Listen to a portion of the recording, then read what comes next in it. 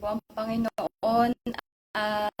November 8, 2024, tayo po manalangin. Praise the Lord, dakilang Diyos. Salamat pong muli sa araw na ito, Panginoon, na kami pinagtagumpay mo na makapagbahagi na yung mga salita sa totohanan. O Diyos, salamat sa lahat ng biyaya, Panginoon, na patuloy mong pinararating sa bawat isa sa amin. Ang iyong kahabagan ay tunay na karanasan ng bawat isa. Dakilang Diyos, salamat po sa magandang sikat ng araw. Salamat po sa aming mga mahal sa buhay na siyang nagiging kalakasan ng bawat isa ng aming kaaliwan. Dakilang Diyos, muli sa mga oras na to, Panginoon, sa aming pagbubulay na yung mga salita, dakilang Diyos, mangusap ka sa bawat isa sa amin. Panginoon, ilagay mo, O Diyos, sa aming mga puso, ang laging pagnanasa, dakilang Diyos, na makaparinig na yung mga salita, ang pagnanasa na higit ka namin makilala, O Diyos. Hallelujah. Salamat po, patuloy mong linisin ang puso ng bawat isa. Panginoon, nawa, O Diyos, aluin mo kami muli na yung mga salita. O, Panginoon, salamat po sa mga oras na to. Ngayon pa lamang ay inaangkin na namin ang pagtatagumpay, dakilang Diyos, at patuloy naming binabalik ang lahat ng pagluluwalhati, pagpupuri sa pangalan ni Jesus. Amen. Bati po tayo ng happy birthday. Happy birthday to, eto po, hindi ko sure, pero parang pastor po yata to. Pastor Enrique Lusong Jr. Happy birthday to Sister Rosalia Tan. Happy birthday to Sister Miari Abansado. Happy birthday to PMCC Butuan. Happy birthday to Perber Jr. Happy birthday to Loida Cordoba Dungaw. Ayan. So, ngayon po ay ngayon ay November 8, 2024. Puri po ang Panginoon. So, happy birthday po sa lahat po sa inyo na nagdiriwang po na kanilang kaarawan. Yan. May God bless you, your family. May God continue to give His graces and the abundance of His blessings to you. And may God keep you safe and healthy also. So, ayan po. Happy birthday. Mabuhay po kayo. And ingatan kayo lagi ng Panginoon. Ito. Thank you po. Ayan. Thank you sa lahat. Nagsusupport. Masaya ako ngayon. Friday na ngayon, di ba? So, nakabuo ako ng isang buong linggo. Yan, from Monday to Friday, pinalakas tayo ng Panginoon. Puri po ang Panginoon. Talagang iba yung naramdaman natin this week. Talagang glory to God po. Sa Kanya nagmumula ang lakas, ang ating mga buhay. Kaya, sobra ano pala kahapon, sabi ko, excited akong makatapos ng Friday kasi nabuo ko yung buong, di ba, Monday to Friday po. So, glory to God. And yung nga, thank you po talaga sa lahat na nagsusupport.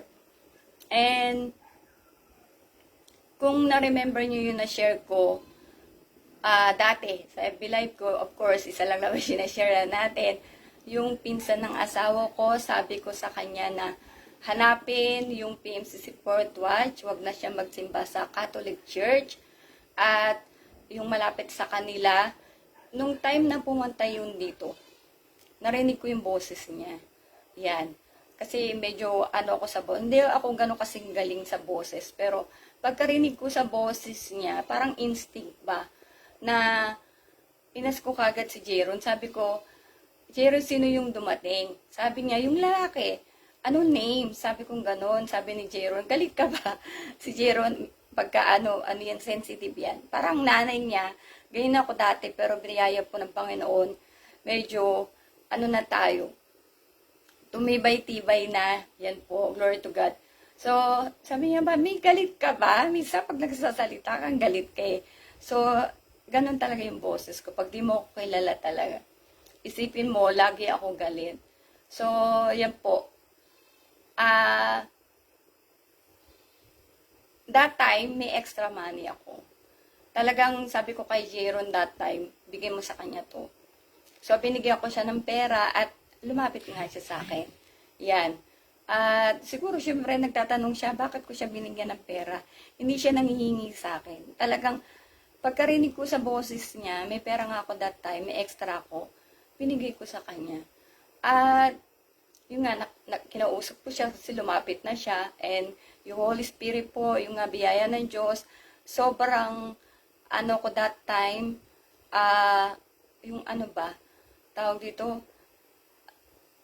sobrang ano na naman tayo, na magpatotoo ng ano. Kumbaga, sinabi ko lang sa kanya, hanapin mo, ganyan.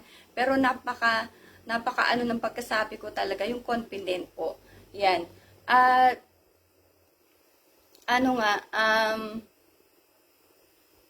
nung kasi din na niya, kasi yung huli nga, ito, inas ko yung nag-message ako sa kanya, kasi wala siyang cellphone. So, sabi niya, dito mo ko i-message. Minessage ko, tinanong ko kung saan yung address niya, mobile number niya, kasi nga, sinabi ko na kay pastor, at sabi ni pastor, na pupunta muna nila para i-Bible study. So, simula nung nag-text ako sa kanya about the address, mobile number, hindi na siya nagpaparamdam. Yan po. So, sabi ko, siguro inisip niya, or baka kinuwento niya sa iba, hindi ko alam sa kanya po. Totally, I don't know. Na bribery. Yan. Kasi hindi naman siya nangingi ng pera sa akin. Tapos, bigla ko siyang binigyan. Pero ang totoo kasi noon, naawa ko sa kanya. Yan po. Doon sa pinsan na yun ni Jay. Kasi nung time na, nalaman ko, dati, yan, na nagko-construction kasi siya. At the same time, nagta-tricycle siya. Na-aksidente siya. Tapos, since construction, contractual, wala namang, kumbaga, ano ka lang, sumasideline ba? At, that time kasi, parang meron siyang, hindi ko alam, tinamaan sa buto, lumabas yung something, at iniinday niya yung sakit. Kasi narinig ko pa yun before po, siyang inaano namin driver pagka pupunta ako sa doktor. Yan, nung time na nagpapacheck up ako. So, siguro iniisip niya nga, parang bribery na binigyan ako ng pera para lumipat ako ng church. Yan. Pero yun nga, sana hipuwi pa rin siya, kahabagan pa rin siya ng Panginoon na hanapin niya yung church. Yan po. Kasi ako, I am not bothered na binigyan ko siya ng pera, hindi na siya bumalik. Yan. Hindi ako doon kasi binigay ko talaga yon out of my parang love or yung naawa nga ako sa kanya kasi hindi naman siguro sila ganong hirap na hirap pero alam ko na minsan kahit pambili ng gatas wala yata sila yan. So sa akin naman kumbaga kahit pinsan siya ni Jer or kahit sino wala talaga po akong pinipili basta parang yung Holy Spirit na inuudyakan kan tulungan yun parang ganon. So sinuwerte lang kasi at that time may extra money ako. Yan. So, hindi siya bumalik, ewan ko, kahabagan nawa siya ng Panginoon. Na, yun nga, makatanggap pa rin ng kaligtasan. So, ang title po ngayon ng dadalhin ko ay, i-share ko sa inyo, dire-diretso lang po to, kasi wala naman akong masyadong explain. So, ang title niya, Who are the Saints According to the Bible po. So, in the Bible, the term saint refers to a holy one who is set apart for God's special purposes. The word saint comes from the Latin word sanctus, which is derived from the Greek word hagios, meaning holy. So, as a result, every follower of Jesus Christ is a saint.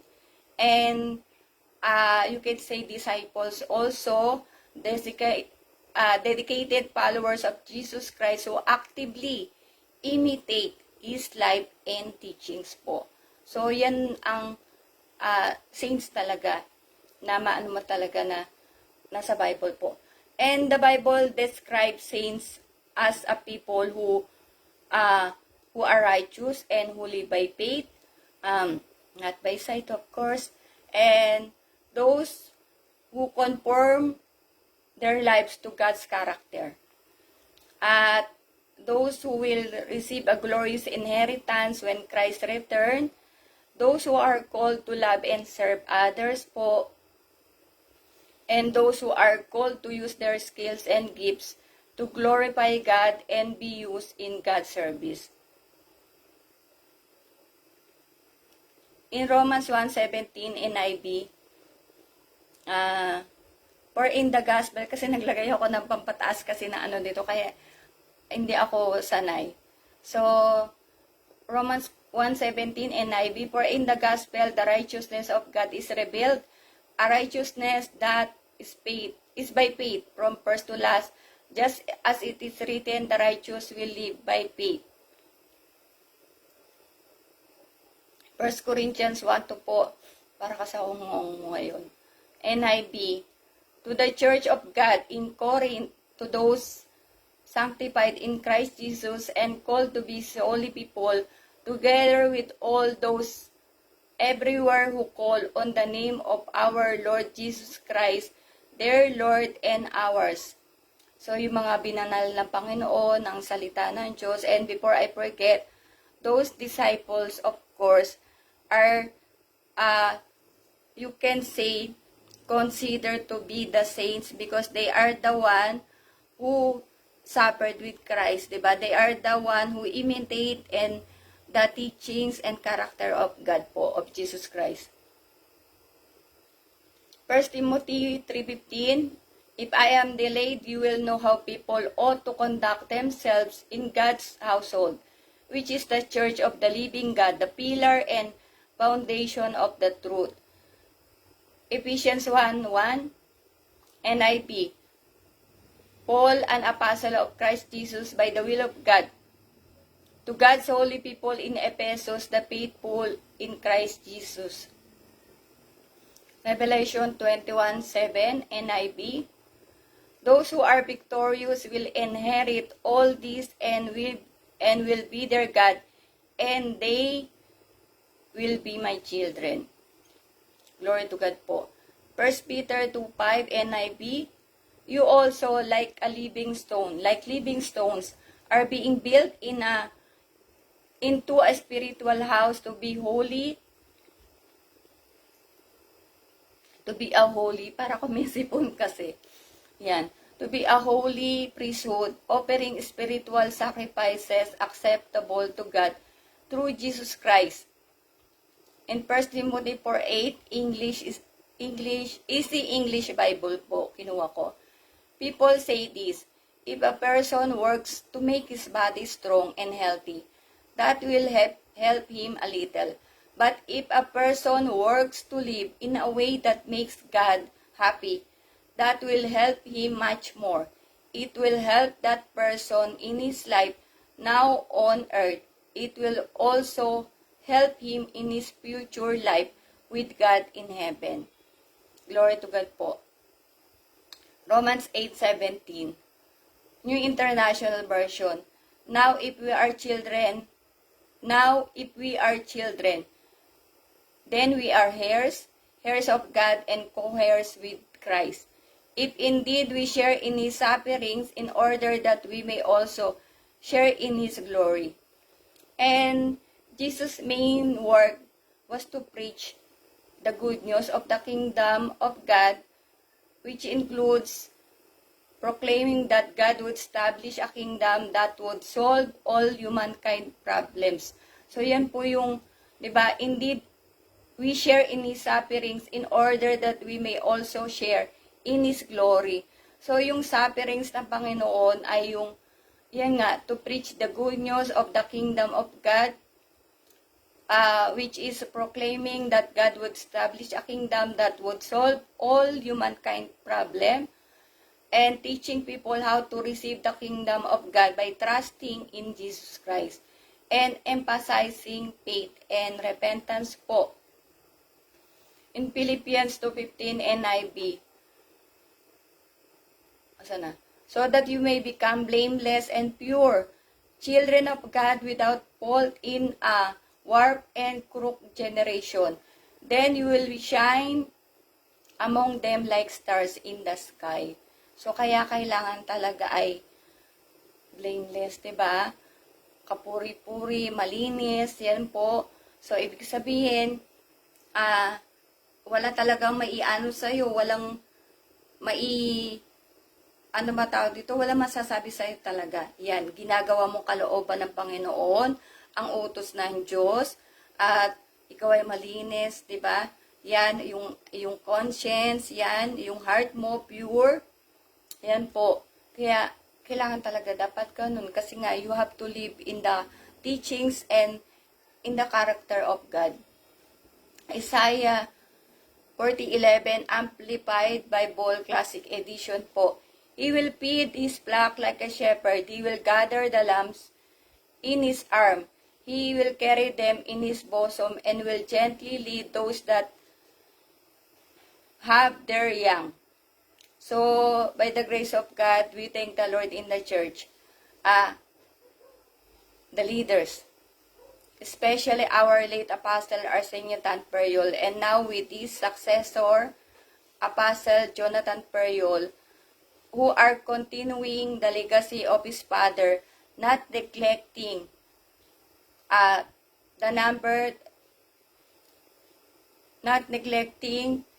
to take care of the church and the people po. Yan na, kumbaga yung leader, dapat talaga hindi iiwanan yung kanyang mga member, 'di ba? Yung kawan niya.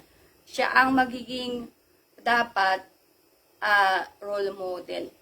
Yan, sa pagkakaloob, sa paggawa sa church, yan, hindi siya yung paglilingkuran, kasama siya maglilingkod. Hindi pwede, leader ako, yan, at hindi ako pwedeng gumawa, 'di ba? Ang Panginoong Hesus ay siya mismo nangangaral, nagpapagaling, 'di ba po, nagtuturo. So, by the grace of God, in the church, in the PMCC Fourth Watch, we can see our leaders, yan, now our Apostle Jonathan Perjol, that he is leading the church, diba, to be holy and blameless and pure, yan, to do the work of God. They are teaching the people, the members, to preach the gospel, the good news, so that, ano ba yung main work ng Panginoong Jesus?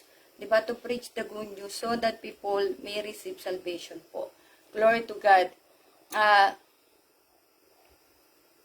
Peter 2:9 NIV. I think ito na yung last verse ko. But you are a chosen people, a royal priesthood, a holy nation, God's special possession, that you may declare the praises of Him who called you out of darkness into His wonderful light. 'Di ba? Kaya yung mga saint talaga, yan, yung ngayong church kasi, yung iglesia, sila yung nilabas sa makasalanang kalipunan ng mga taong inilabas sa makasalanang sanlibutan. So, tinuturuan silang magpakabanal. Gumawa ng kalooban ng Diyos, sumunod sa utos ng Diyos po. Yan. So, kaya nga, that you may declare the praises of Him who called you out of darkness into His wonderful light. Dati nasa kadiliman ang buhay ko by the grace of God. Ngayon, diba, iba na nilalakaran natin. We are living by faith. Yan po, walking by faith.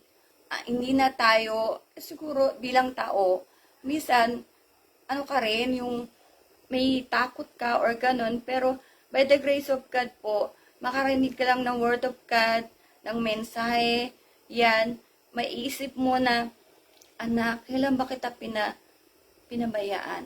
Yan po, lalo na sa case ko, na, yun nga, how many times God saved my life?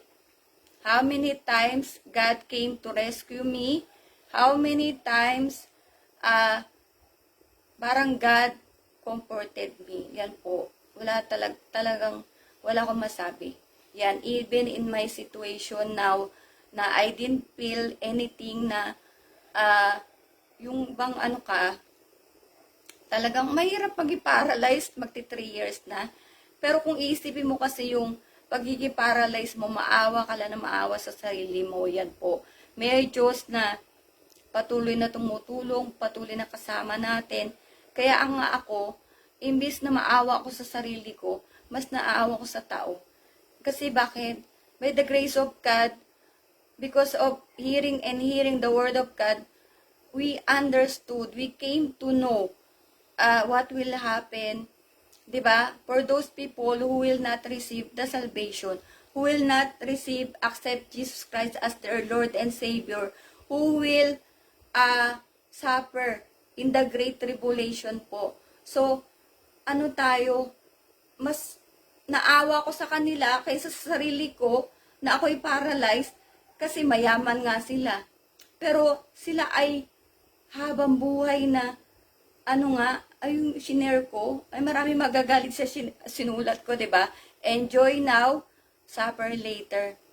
Yan ang akala ng mga tao na wala yan, di totoo yan. Marami akong ginawa, marami akong binigyan charity, marami akong sa paghukom na. Yan. Marami naman akong baong ginawang mabuti. Kaso hindi tayo, we are saved by grace po. Hindi sa kabutihan, sa kahabagan ng Diyos sa biyaya. Yan, Ephesians 2:8-9, na para walang magmalaki sa Panginoon. Kasi kung sa kayamanan, maraming talo dyan. 'Di ba? Marami mahirap Mas marami yata mahirap kaysa mas mayaman. Marami ang mahina yung ulo.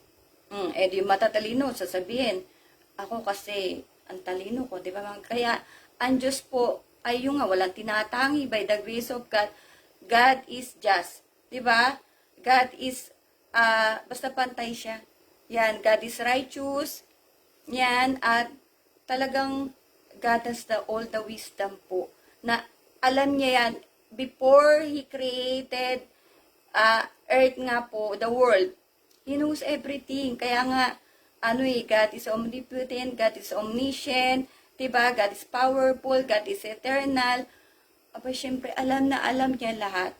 Yan, kaya nga sabi ko na wala tayong maililihim po sa Panginoon by the grace of God. So, yan po. The term royal priesthood refers to the idea that followers of Jesus Christ are priests before God and have the right to represent God and rule the world on His behalf. So, royal implies kingship or royalty. Di ba pag nasa, kumbaga, royalty ka, dapat iba yung gilos mo. Yan. Dapat naiba ka sa mga ikaw ay tinitingnan nila. Di ba na iba to, kagalang-galang. Diba? So, paano kung magiging royalty kung ikaw ay mamamatay tao? Ikaw ay chismosa. Ikaw ay lahat na, adultery, gumagawa ng kung ano nung kasalanan, di ba po? So, kailangan ikaw ay, kumbaga, bukod tangi. Yan, glory to God. And priesthood refers to being a priest before God. Glory to God po. In Philippians 2:15, Common English Bible. This is my last verse, I guess. So that you may be blameless and pure. I think, hindi pala. Yan. So that you may be blameless and pure, innocent children of God, surrounded by people who are crooked and corrupt. Among these people, you shine like stars in the world. Yan. Napapaligiran ka ng kumbaga, yung mga taong, corrupt, crook, hindi ko na naalam meaning ng crook, yan po. Pero syempre, masama ang ano niyan. 'Di ba? So, ikaw ay talagang, among these people, you shine like stars in the world. Kakaiba ka. So, yan ang saint sa, kumbaga, according to the Bible. Yan po ang saint sa Panginoon. Hindi yung mga iniisip natin kung ano-ano mga saint na, yung talagang, kumbaga, imitate God's character, God's teachings, 'di ba? So yun po talaga ang saint na matatawag mo na holy. Yan, at yun nga yung kukunin ng Panginoon by the grace of God po. Kaya nga those who are victorious, 'di ba? Sila yung magtatamo talaga ng buhay na walang hanggan po. Kaya nga yung sufferings talaga Yan, pero pag ikaw nga ay by the grace of God, lumakat ka sa pananampalataya. Yung sufferings, mahirap talaga yung sufferings po. Pero pag lumakat ka sa pananampalataya, hindi mo, nararamdaman mo, pero alam mo, ang Diyos kasama mo. Yan, kasi, kunyari, aalisin sa yung kayamanan mo. Aalisin sa yung ganda mo, yung edukasyon mo, yung at utak mo, yung ano ba, talino mo. Alisin lahat. Sa kakakapit, 'di ba? Sa Diyos, hindi ka kakakapit sa patalim. Ang Panginoon ang kakapitan mo, yung nga, you will live by faith po. Kaya yung iba, takot maglingkod. Takot maglingkod, lalo na sa fourth watch, kasi ayoko niya sa church na yan. Wala nang ginawa yung mga yan, kundi praise the Lord, praise the Lord. Ang daming gawain, ang daming bigayan. Takot mawala ng kayamanan, takot makuha yung oras, takot na, 'di ba, ang daming pagkatakot eh. Pero pag ikaw magiging masunurin, isasabi mo yung sarili mo, pati yung takot na yan na mawala lahat sa'yo, yan, maging ang buhay mo. Yan po, na hindi ka na matatakot. 'Di ba? Kasi mawala man ang buhay mo, kasama ka na unang bubuhayin nga eh. 'Di ba sa rapture po, yung na-share natin na yung rapture nga. Ang rapture, walang sign na makikita ka nga sa Old Testament. Yan po. Pero, I think parang, hindi, wala nga. Wala, baka magkamali pa ako.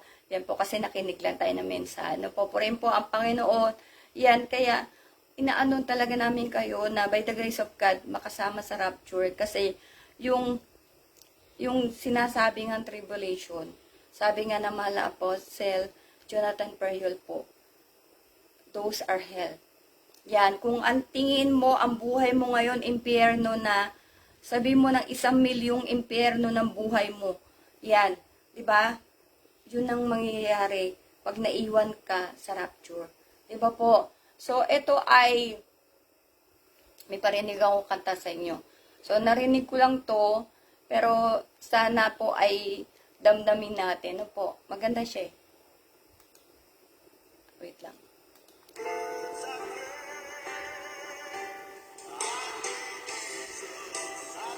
Ay, hindi ko alam yung title.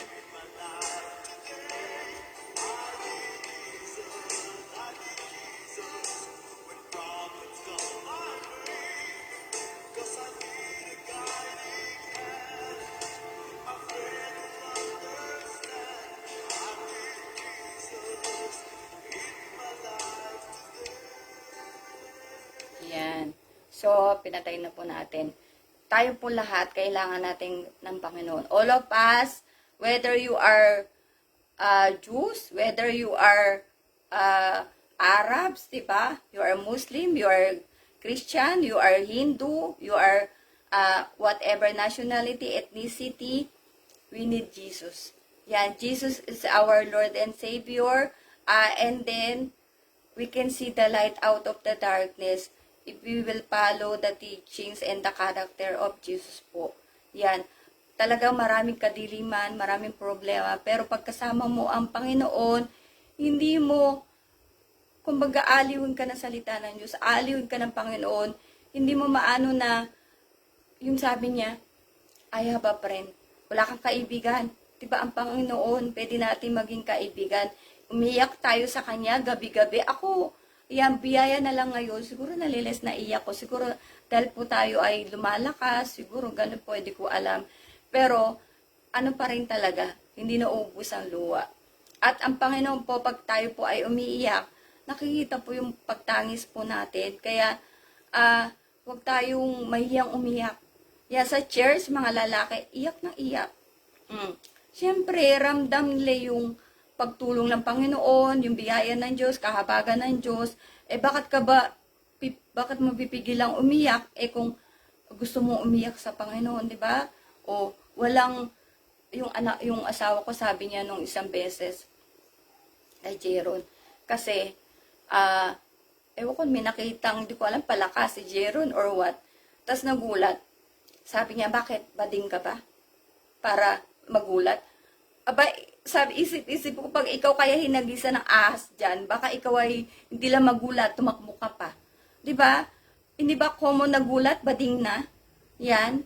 Kaya, kumbaga yung mga ganong gestures or yung mga ganong pananalita, although ako po talaga, salbahe ako magsalita, promise. Yan, medyo mabait na ako ngayon. Yan po, purihin po ang Panginoon. Sa church, marami na bagong buhay, mag-ugali. Yan, dati madamo, tagbibigay na ngayon.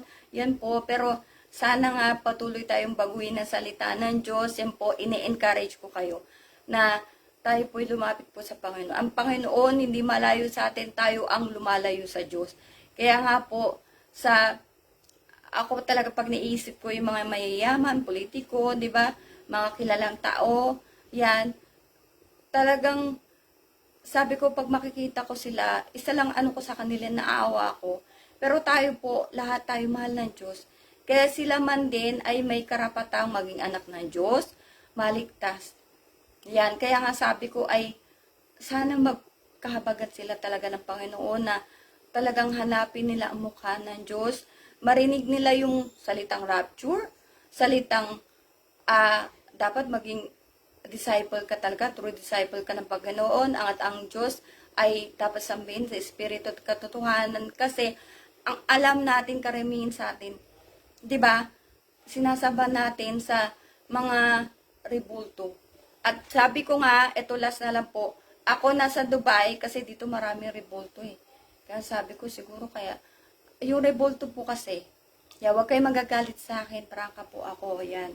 Yung rebulto kasi, ang sabi lang dyan, when I was in Dubai, yung mga rebulto, nag-ano yan ng mga bad spirit. Yan po. Diyan nag-ano yung mga bad spirit, yan, kasi di ba, hindi nga sila nakakapagsalita, gawa yan ng tao eh. Ng kamay ng tao, yung mga picture, ganyan. Yan, so, kaya yung sabi ko, yung aking Our Lady of Manawag ba, di ba, from Philippines, dinala ko sa Dubai. Sa Dubai, itinapon ko. Pati yung rosaryo ko nga, basta tinapon ko sa isang basuran doon, nilagay ko sa plastic bag na itim. Yan, at, yun nga, biyaya ng Panginoon, para akong di ba, para akong, rin, yung, parang yung freedom. Yan, kasi yung kwarto ko that time sa Dubai, maliit lang, puro sharing po eh. Pero, nawala nga yung, kasi madalas nga ako magdala ng kung ano-ano. Yan, kasi nga ako ay katolikong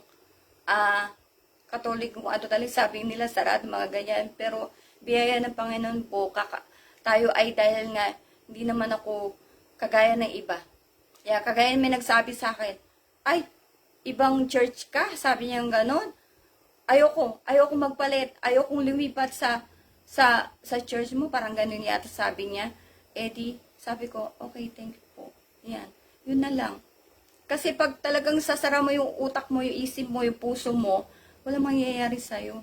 Yan, kaya ang kailangan lang, kahabagan tayo ng Panginoon na hanapin natin ang mukha ng Diyos, kausapin mo ang Panginoon, kasi, yung nga, pag naiwan tayo sa rapture po, yan, kaya ako pili talaga kung ginagawa ko pinakamabuti dahil kahit ikaw ay nasa church na, nakasulat yung pangalan mo sa aklat ng buhay, isa pa yan.